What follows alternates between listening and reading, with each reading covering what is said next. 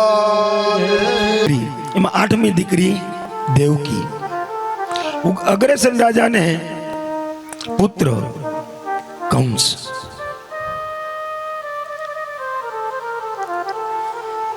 સાત દીકરીઓને વસુદેવ સાથે દેવક રાજાએ પરણાવી છે. 8મી દીકરી દેવકીના લગ્ન વસુદેવ સાથે કરે છે. જાડેરી જાણ જોડી અને વાસુદેવ આવ્યા છે. હરખ ખેલો થઈ કંસ બેનને વળાવે છે. દેવકીને પ્રેમ કરે છે કંસ, પણ કંસનું ચરિત્ર કેવું છે, કંસનો સ્વભાવ કેવો છે? પાપી, પાખંડી, પ્રશંસી છે. ઘણા આપણી પ્રશંસા કરે તો કેમ આપણને બહુ ગમે. પાપી, પાખંડી, પ્રશંસી, લોભી, દુરાચારી, કોઈ પણ પાપ કરતા ક્યારે અચકાતો નથી. આ એનું જીવન ચરિત્ર છે. એમ કહેવાય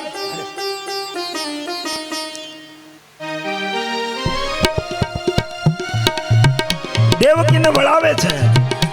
કંસ હરખ ખેલો થઈ પોતે આજ પોતાની બેન દેવકીને વળાવવા માટે તૈયાર થાય છે. સોનાનો રથડો તૈયાર કર્યો છે. એમ કહેવાય એ રથડા અશ્વને સાબુક મારે અને હાથમાં એ લગામ લઈ અને રથ ચાલતો થાય. એ જ સમયે આકાશમાંથી આકાશવાણી થઈ કે હે કંસ, જે તું તારી બેન દેવકીને વળાવવા જાશો એ દેવકીનું 8મું સંતાન જન્મશે અને એ 8મું સંતાન કંસ તારો કાળ બનીને જન્મશે. જેમ કહેવાય કે આ પાપી કંસના કાને આ શબ્દ સંભળાણા કે દેવકીનું 8મું સંતાન મારો કાળ બનીને જન્મશે. એ જ સમયે એમ કહેવાય આ પાપી કંસે મ્યાનમાંથી ખડક કાઢી એક જ ખડકના પ્રહારથી દસ્ત દેવકીના મસ્તકનું છેદન કરવા જાય છે. વાસુદેવ આડા ભર્યા છે. વાસુદેવજી આડા ભર્યા છે કે કંસ તને દેવકી ક્યાં મારવાની છે? તને તો દેવકીનું 8મું સંતાન મારવાનું છે. માટે હે કંસ, હું તને વસન આપું છું કે મારે ત્યાં બાળકનો જન્મ થશે ને 8મા બાળકનો, એટલે હું તને સુપ્રીત કરી જઈશ. તું દેવકીને ન માર.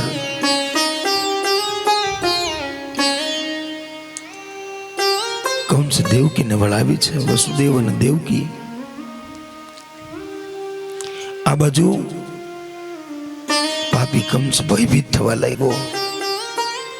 મોતનું નામ સાંભળીને કોને ભય ન લાગે? કાળનું નામ સાંભળીને કોને ભય ન લાગે? એવામાં દેવર્ષિ નારદ આવ્યા છે. એક 8 સળીનું ચક્ર બતાવ્યું છે. કંસ ગણ ક્યાંથી પહેલું ને કયું 8મું? પહેલેથી ગણે તો છેલ્લું 8મું થાય, છેલ્લેથી ગણે તો પહેલું 8મું થાય. આકાશવાણી એમ થઈ છે 8મું સંતાન પણ ક્યાંથી એ ખબર નથી. સમય વ્યતીત થતો ગયો.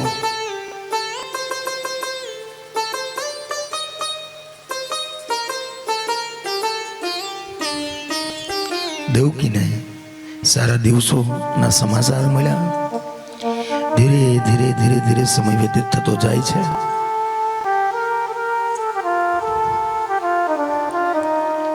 દેવકીને ત્યાં પહેલા બાળકનો જન્મ થયો.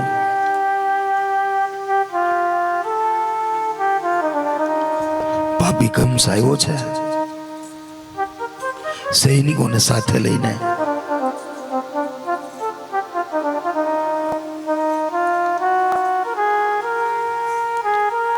વસુદેવને એમ કે દેવકીને ત્યાં બાળકનો જન્મ થયો એટલે કંસ ભાણિયાને રમાડવા આવ્યો હશે.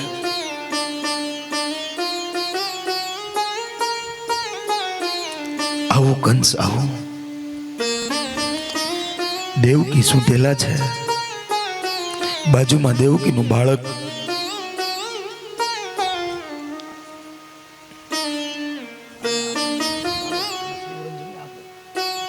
બાળકને તેડી લીધું છે, પકડી લીધું છે. વસુદેવ અને દેવકીને બંનેને હાથમાં પગમાં બેડીઓ પહેરાવી દીધી છે. વસુદેવજી આજીજી કરે છે કંસના શરણોમાં. કંસ, તું આ શું કરે છે? અરે તને ક્યાં દેવકીનું પહેલું સંતાન મારવાનું છે? તને તો દેવકીનું 8મું સંતાન મારવાનું છે. માટે તું અમને છોડી દે. હે વસુદેવ, મને સમજાતું નથી કયું પહેલું ને કયું આઠમું. માટે હવે દેવકીને ત્યાં જેટલા બાળકનો જન્મ થશે ને એ બધા જ બાળકોને હું મૃત્યુને ઘાટ ઉતારીશ. મથુરાની જેલમાં વસુદેવ અને દેવકીને લઈને આવ્યા છે. વસુદેવનું આ દેવકીનું બાળક આ પાપી કંસના હાથમાં છે. દેવકીના હૃદયની અંદર ડર બેસી ગયો છે. મારા બાળકને આ પાપી કંસ કંઈ કરી નહીં નાખે ને, પાપી કંસ કંઈ કરશે નહીં ને. એમાં કહેવાય જેવો જ આ બાળકને તેડીને કારાગૃહમાં છોડીને દેવકી અને વસુદેવને જાય છે એ સમયે દેવકીએ કીધું કે ભાઈ કંસ, લાઈ મારા બાળકને મને આપી દે, મારા દીકરાને મને આપી દે. હજી તને તેડતા ન ફાવે, તને રમાડતા ન ફાવે. જેવા જેમ કહેવાય દેવકી લાંબા હાથ કરી અને બાળકને લેવા જાય એ જ સમયે પાપી કંસે એમ કહેવાય એ દેવકીના પહેલા સંતાનના બે પગ પકડી એ કારાગૃહની દિવાલ ઉપર એ બાળકનું મસ્તક પસાડી દેવકીના પહેલા બાળકને મોતને ઘાટ ઉતાર્યો છે. વિચાર તો કરો વાલા ભક્તો, જેને ત્યાં સ્વયં લોકનો નાથ જન્મ લેવાનો છે, કૃષ્ણ જન્મ લેવાનો છે, એના મા બાપ ઉપર દેવકી ને વસુદેવ ઉપર કેવડું દુઃખ આવ્યું. જે માની નજર સમક્ષ પોતાના બાળકને મૃત્યુદંડ મળે એ બાળકને જોરથી પછાડીને બાળકના સબને કારાગૃહમાં ફેંકી અને આ કંસ જતો રહ્યો છે. દેવકીએ દોડીને દોટ મૂકીને બાળકના સબને પેટી પડી છે.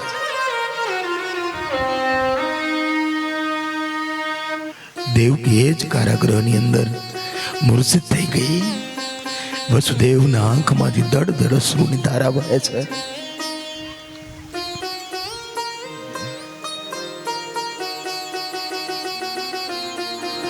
ધીરે ધીરે સમય વ્યતીત થતો ગયો. દેવકીને બીજું ગર્ભ ધારણ થયું. જેમ દિવસો પસાર થતા જાય છે દેવકી વિલાપ કરે છે, રુદન કરે છે. એક દિવસ દેવકી પોતાના હાથથી મુષ્ટિકાનો પ્રહાર પોતાના પેટ માથે કરે છે. વસુદેવ કે હા દેવકી, આ શું કરો છો? વસુદેવે દેવકીના બે હાથ પકડી લીધા. હે વસુદેવ, આ બાળકનો જન્મે ને તો સારું, એવું ના બોલો. મારો પાપી આ ભાઈ કંસ મારા બાળકને જીવતું નહીં રહેવા દે, જીવતું નહીં છોડે. વસુદેવ દેવકીને હિંમત આપે છે. ધીરે ધીરે સમય વ્યતીત થયો. દેવકીને ત્યાં બીજા પુત્રનો જન્મ થયો. જેવા જ આ સમાચાર પાપી કંસને મળ્યા ને પાપી કંસ ઉતાવળા ડગલે ચાલીને કારાગૃહની અંદર પ્રવેશ કરે છે.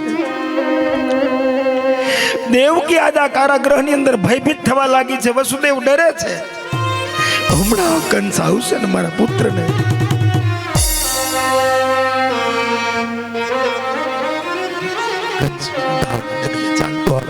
કંસના આવવાનો અવાજ જ્યાં દેવકી ને વસુદેવને સંભળાનો ને બંને સાથે મળી અને બાળકને ઢાંકી દીધું છે.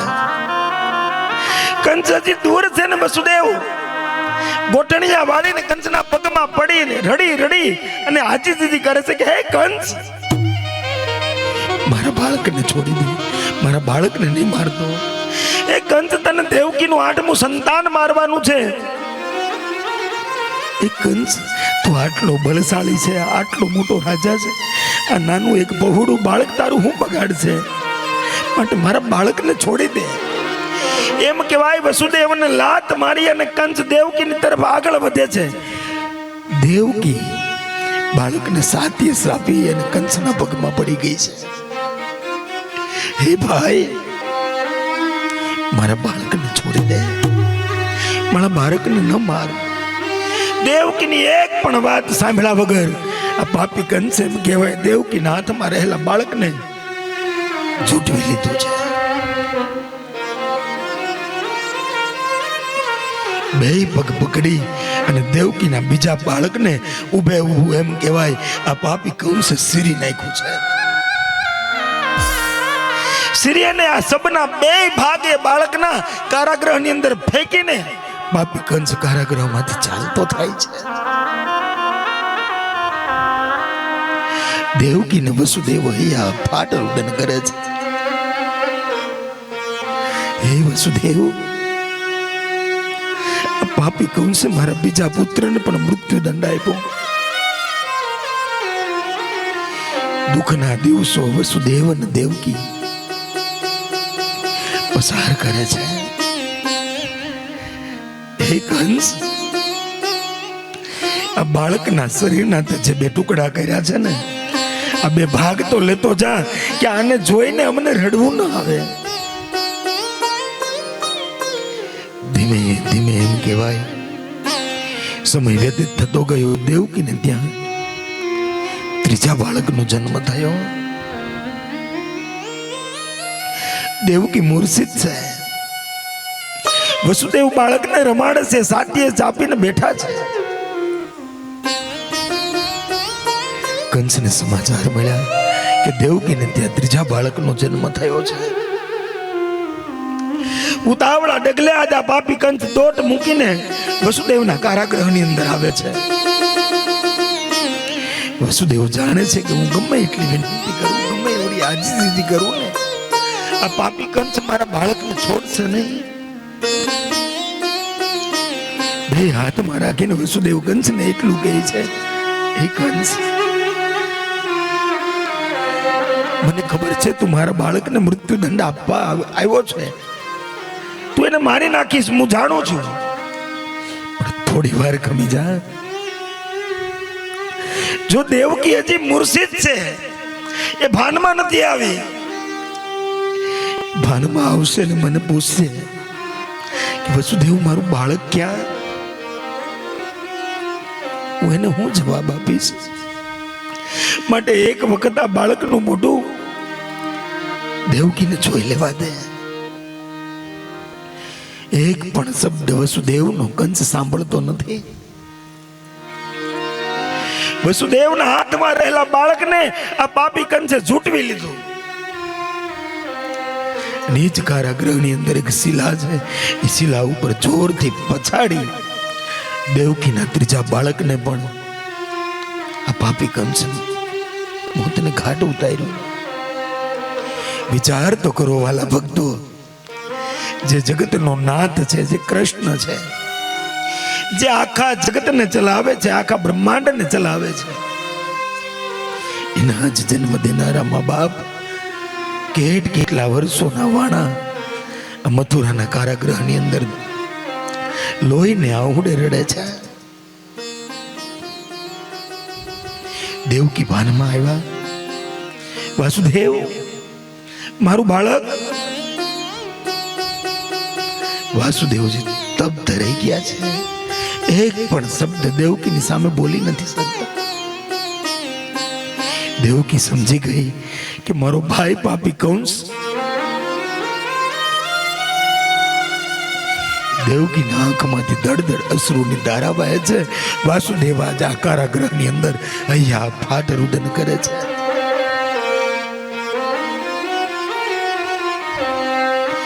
એ જ રીતે દેવકીના ચોથા બાળકને પણ પાપી કંસે મૃત્યુ દંડ આપ્યો. દેવકીના 6 બાળકોને એમ કહેવાય આ પાપી કંસે મારી નાખ્યા છે. દુઃખના દિવસો વસુદેવ અને દેવકી આ કારાગૃહની અંદર વિતાવે છે. 7મું ગર્ભ દેવકીને રહ્યું. ભગવાને માયા કરી અને એ ગર્ભનું દોહન કરી અને 7મા ગર્ભને રોહિણીના ગર્ભની અંદર પધરાયું. દેવકીને વસુદેવ કારાગૃહની અંદર દુઃખના દિવસો વિતાવે છે.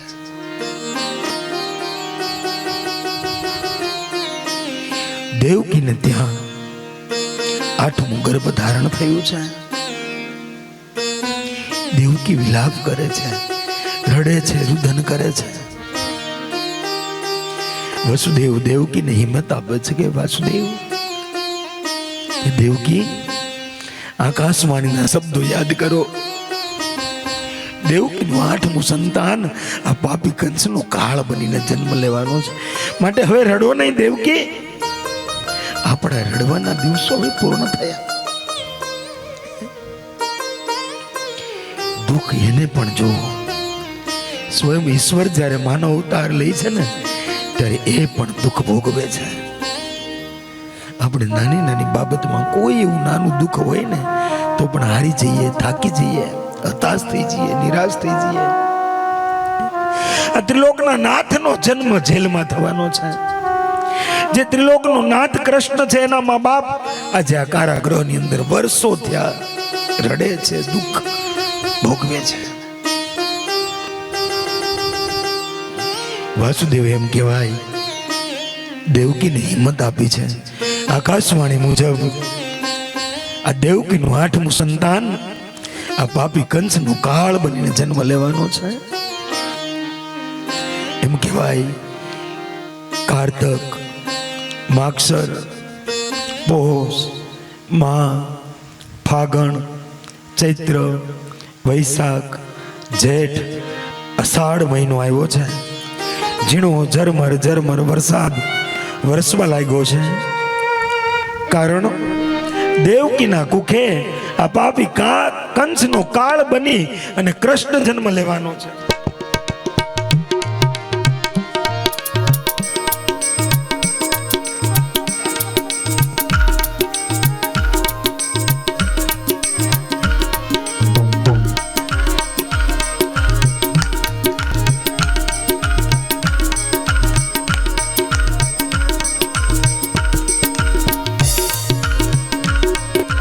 ગિરિવરતા મોરલા અને કંકણ પેટ ભર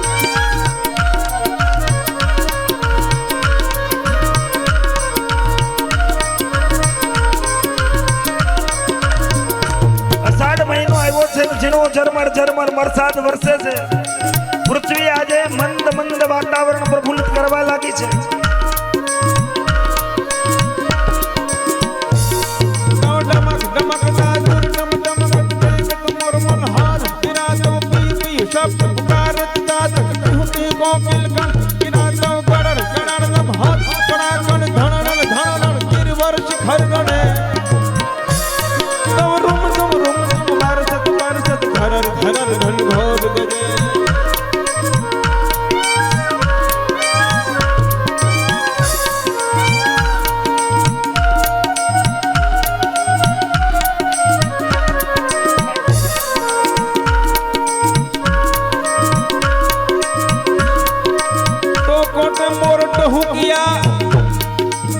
અને વાદળ સમકીરી પણ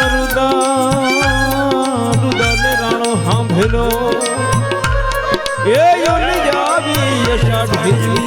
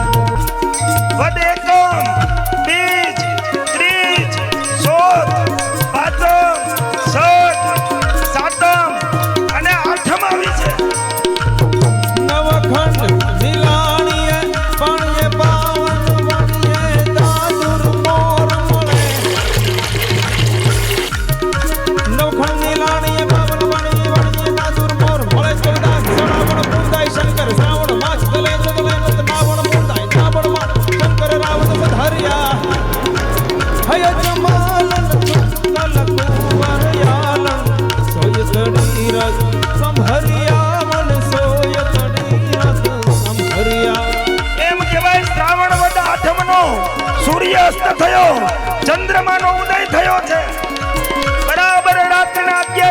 સમય છે આજે એમ કહેવાય આ પાપી કંસનો કાળ બનીને જ્યારે કંસ કૃષ્ણ જન્મ લેવાનો ત્યારે ચારે બાજુ એમ કહેવાય ચારે બાજુ યોગીઓના યોગમાં ધ્યાનીઓના ધ્યાનમાં ઋષિમુનિઓના યજ્ઞમાં આજે હાથે અગ્નિ પ્રજ્વલિત થવા લાગે છે કારણ આ પાપી કંસનો કાળ બનીને આજે કૃષ્ણ જન્મ લેવાનો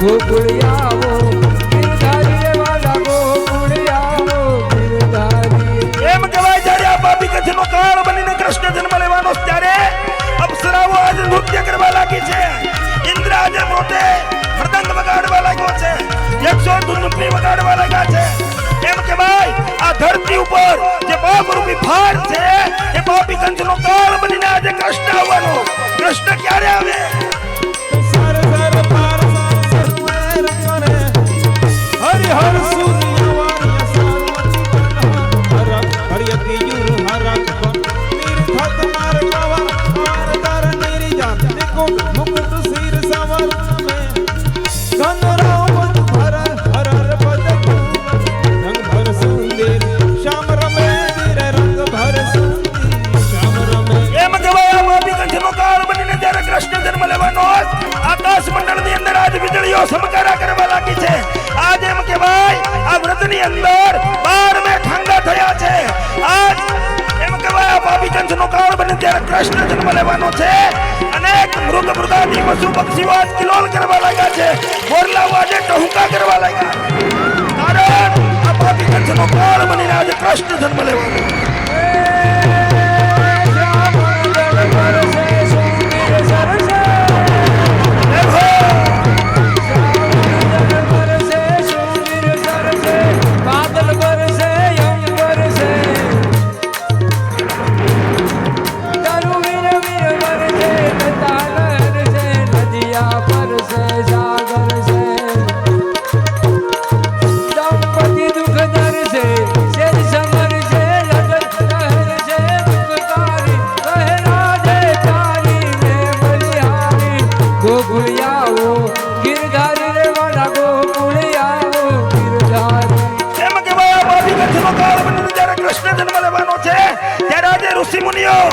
યોગીઓ ગાયો બ્રાહ્મણો આજે રાજી રાજી થવા લાગ્યા કારણ કે આ પાપી કંસનો કાળ બનીને આજે આ મથુરાની જેલમાં કૃષ્ણ જન્મ લેવાનો શ્રાવણ સારા ધરન જારા કોઈ કતરારા કામની પેરી પટોળા રંગ છોડા ભમે ટોળા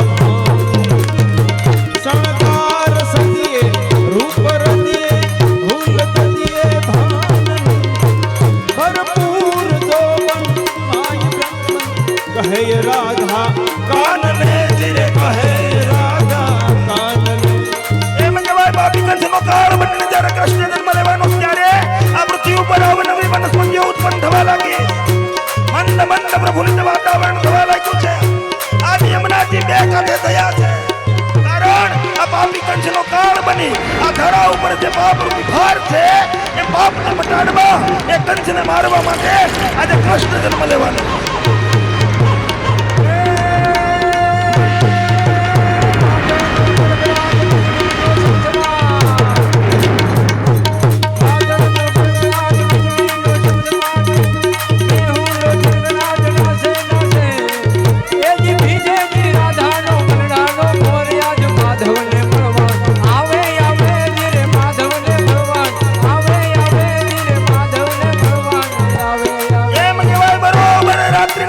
વાગ્યા છે 12 વાગ્યાના સમયે ભગવાન ચતુર્ભુજ વાસુદેવને પ્રગટ થયા આવતી સવારનો સૂર્યોદય થાય પહેલા મને ગોકુળની અંદર વ્રતની અંદર વસુદેવના હાથમાં રહેલી બેડીઓ દેવકીના હાથમાં રહેલી બેડીઓ ભગવાને આગળ શું કરવાનું ને એ વસુદેવને ચતુર્ભુજ રૂપી સમજાવે છે એમ કહેવાય એ જ સમયે રાત્રિના 12 વાગ્યાના સમયે મથુરાની જેલમાં ભગવાન કૃષ્ણે જન્મ લીધો.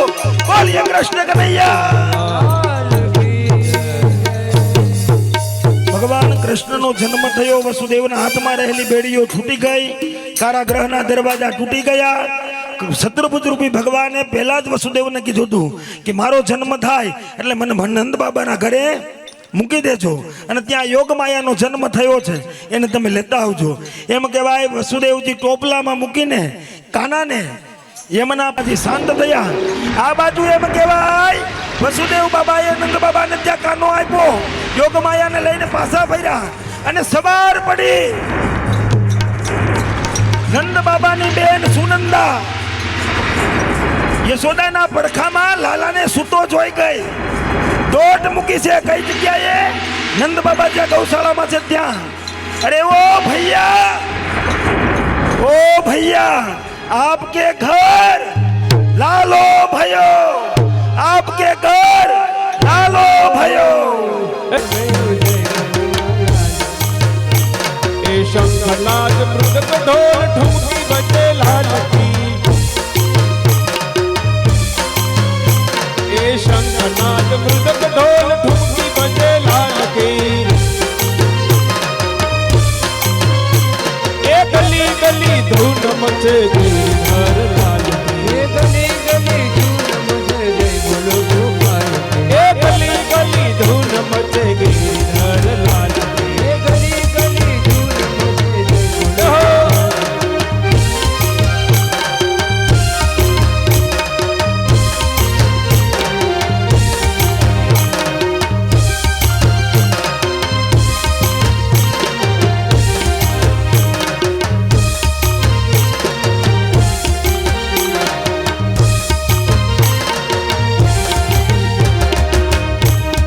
चांदी की चकोल है सोने की पालकी. ये चांदी की चकोल है सोने की पालकी. चांद की चकोर है सोने की पालकी. ये यशोमती झूलावे जय हो नंद लाल की.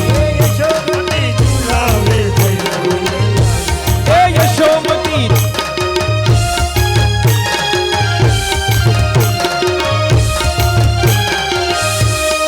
લોકના અધિપતિ ઠાકોરનો જન્મ થયો છે અને લાલો પણ આપણો રડતો નથી. જો આજ હું કહું ભગવાન શ્રી કૃષ્ણ કે જન્મ કે એટલે 2 હાથ ઊંચા કરીને બધાએ 3 વાર બોલવાનું છે.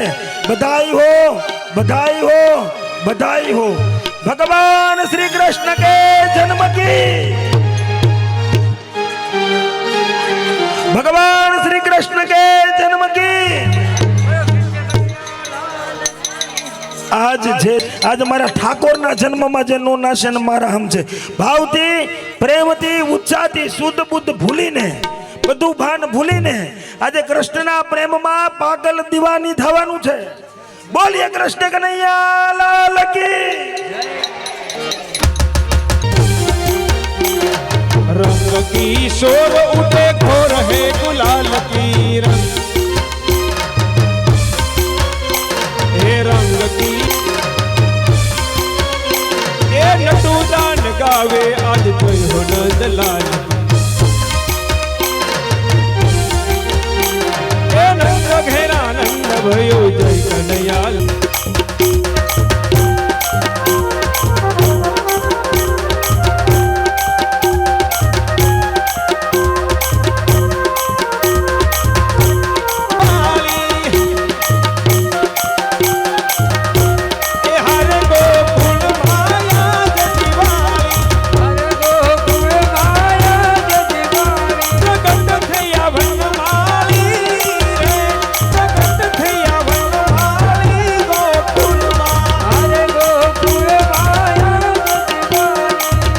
घेर घेर थी गोपी आवे मन गमता साज सजावे. मन गमता साज सजावे. ભલાના ગુણ કહો. ઠાકોરજીને ટોપલામાંથી લઈ લ્યો, ટોપલામાંથી લઈ લ્યો, ટોપલામાંથી.